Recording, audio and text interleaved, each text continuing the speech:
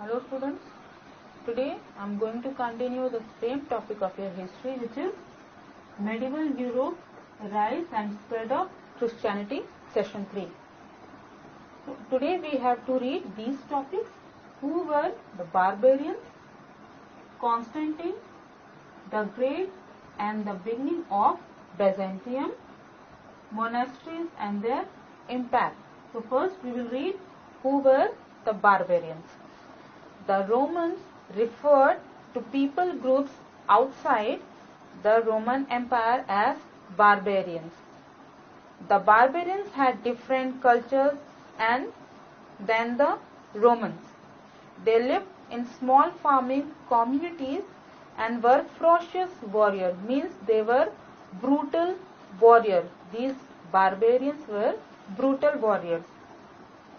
A barbarian is a human who remarked to be either uncivilized, but they may also be a part of a certain cultural group such as nomads or social class. Now the next topic is Constantine the Great and the beginning of Byzantium.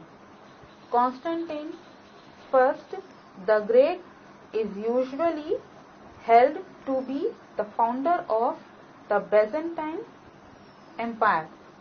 He was responsible for many changes would help create a Byzantine culture distinct from the Roman past.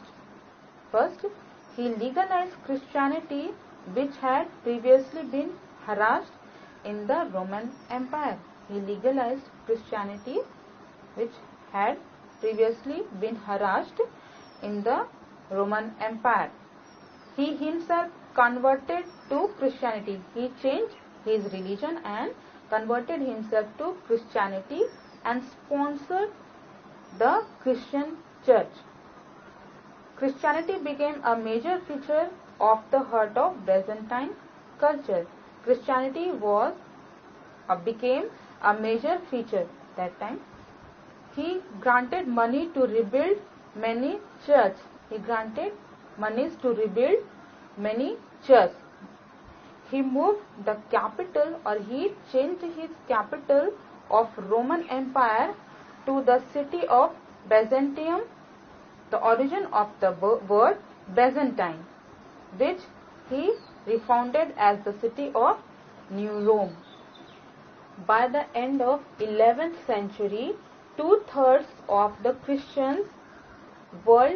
ancient Christians world, including Palestine, had been defeated by Muslims.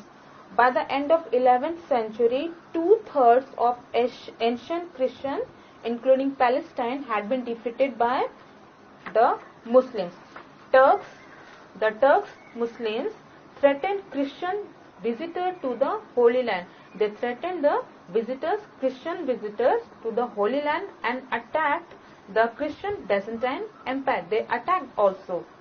When the Turks defeated the Byzantines at the battle, then Christians everywhere felt that their religion was in danger.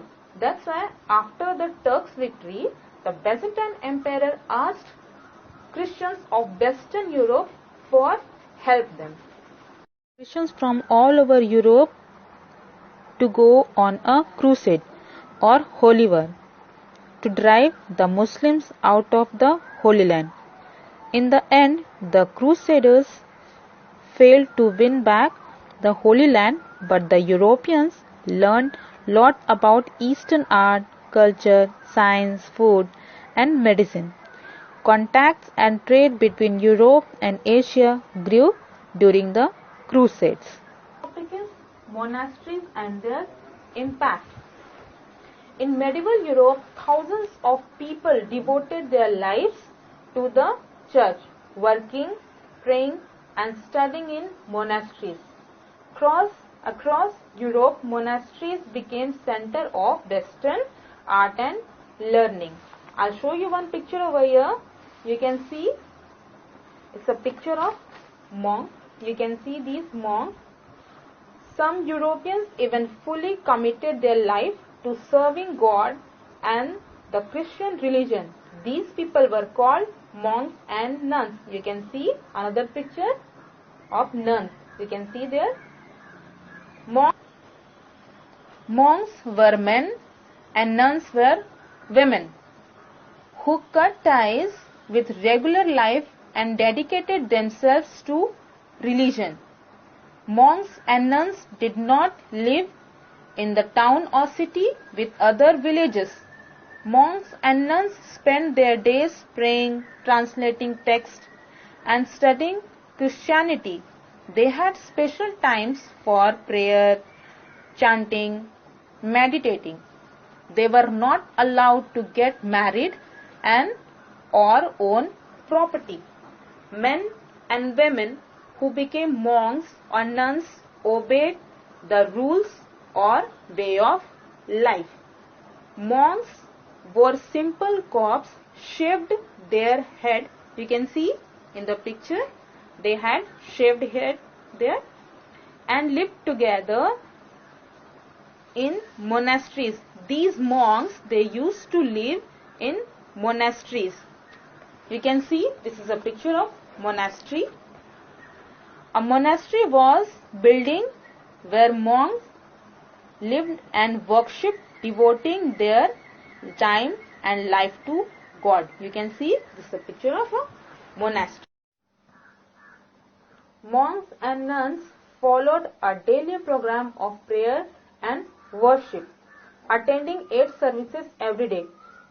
Monks and nuns, they used to follow a daily program of prayer and worship. Monks ate together in the refectory. Refectory was a big or a large dining hall, and worked in fields or in workshops. They used to work in fields, they used to grow their own crops, and they used to work in workshops also. At first, they made most of what they needed. They used to prepare their own things or items what they needed, including their own bread, butter, and cheese. They cared for the sick, gave food and shelter to travelers, and carefully copied out books, paintings, the pages with brilliantly colored letters and pictures.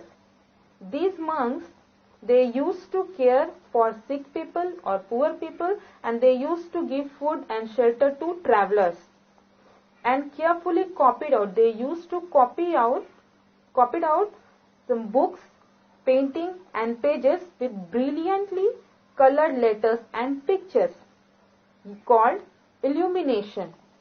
They kept careful record of herbs. They used to keep careful records of herbs and became medical experts. They were medical experts also.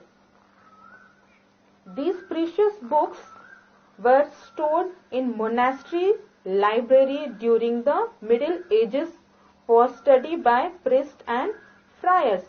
These books used to keep in library of monasteries for priests and friars. Now you can see this picture. They are friars. I'll tell you about the friars.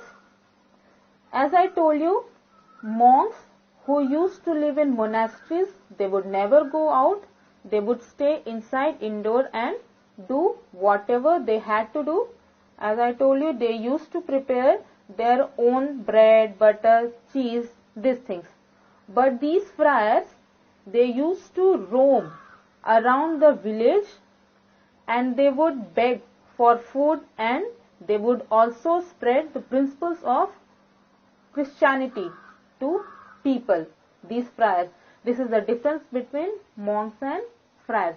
You can see in the picture.